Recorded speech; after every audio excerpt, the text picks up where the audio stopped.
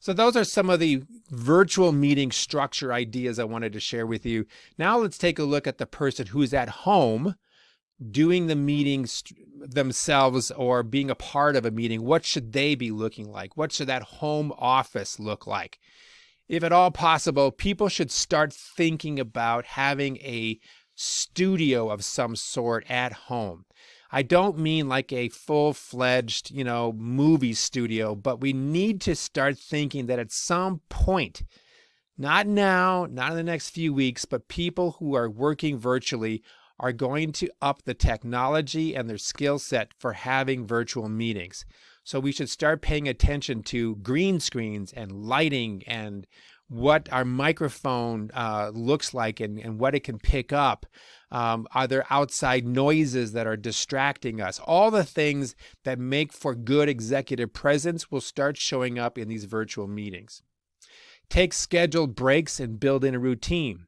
Again, we need to get structure in a time where we feel very unstructured. When do you start your day? When do you end? When do you take breaks? What does that look like? Calendar that. Make sure that you have time on and off. When you work from home, it's very tough to actually turn work off. And I know it's true even when you have a job at the regular location, but especially so when you work at home. Work and home all seem to blend together. Have regular office hours.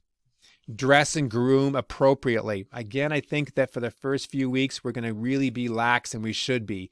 We want to get people familiar with this new way of doing business, this virtual way of running our companies.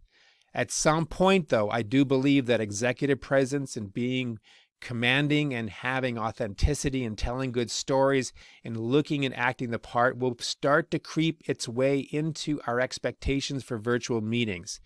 And face it, if you're wearing a suit and a really great blouse and you're getting your best duds on, you behave differently. You talk differently. You sit up in your chair differently than if you're wearing your pajamas with your big fluffy, slippers. It's a different costume, which then informs different behavior. And I would assume that you understand that. And I would very much make the recommendation that you start dressing for work, even if work is from home. Protect your time. You got family, you got kids coming home from college, working their online school. Make sure that you have set up agreements with them about when you're working and when you are part of the family. Protect your workspace. This could be difficult because maybe you have a kitchen counter, or maybe even it's your bed that is now your workspace. Whatever it is, protect it and make sure that other people know that it's yours for work. It's not public consumption. So you may have to have some conversations around that. Sometimes when we have a lot of noise going on, dogs, kids barking, TVs going, we might need to have some sort of an app that plays some sort of white noise or some sort of soothing music. Nothing more than just to keep us focused and our minds on the task at hand.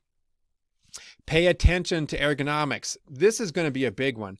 I have noticed myself over the last couple of weeks that I'm getting a really good, nice neck ache, and it's because of the way I'm moving and sitting and where my computer is.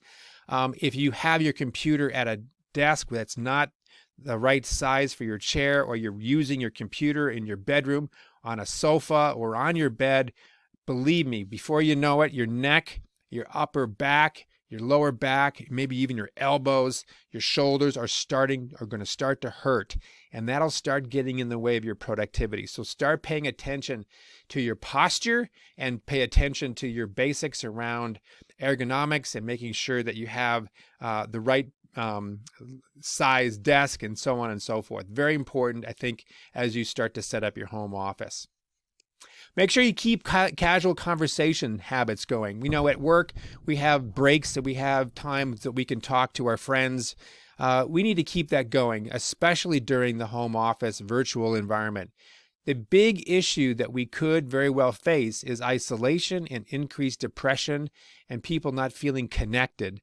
The Gallup organization did 7,800 interviews around engagement and motivation, and a lot of the things that came out of that survey had to do with people feeling connected and cared for, and they had a best friend at work. Now all of a sudden your best friend is now speaking to you through a computer and you can't see him or her anymore. That's going to create even more isolation and loneliness. We need to work against that tendency in this virtual environment and find ways to connect with each other with those normal, casual conversations.